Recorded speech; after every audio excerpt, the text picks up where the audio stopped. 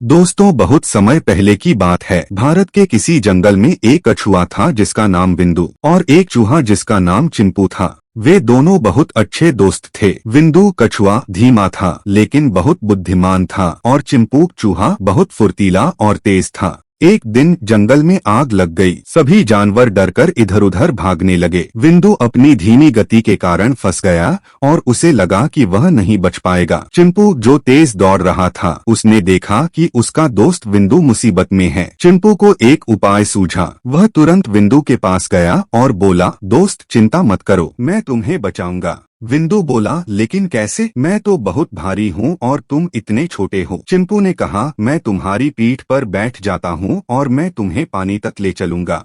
बिंदु ने कहा, लेकिन मैं कैसे बच पाऊंगा? मेरी चाल तो बहुत धीमी है। चिंपू बोला, तुम चिंता मत करो दोस्त, इस बार मैं तुम्हारी मदद करूंगा। बिंदु ने कुछ सोचा और कहा, तो ठीक है, तुम मेरी पीठ पर बैठ जाओ। हम धीरे धीरे ही सही लेकिन नदी तक सुरक्षित पहुंच जाएंगे। फिर चिंपू कछुए की पीठ पर चढ़ गया। बिंदु ने अपनी पूरी ताकत से चलना शुरू किया। धीरे लेकिन लगातार आग से दूर जाते हुए वे आखिरकार नदी तक पहुंच गए। नदी की तेज धार को पार करते हुए वे धीरे धीरे सुरक्षित रूप से दूसरी ओर पहुंच गए। अब वे आग और खतरे से पूरी तरह दूर थे। नदी के दूसरे किनारे पर पहुंचते ही चिंपू ने कहा, धन्यवाद दोस्त, तुमने मेरी जान बचाई। बिंदु भी मुस्कराया और बोला, हम दोनों ने मिलकर ये कर दिखाया। इस घटना के बाद उनकी दोस्ती और भी गहरी हो गई। वे समझ गए कि भले ही वे अलग अलग हों, लेकिन मिलकर वे किसी भी मुश्किल का सामना कर सकते हैं।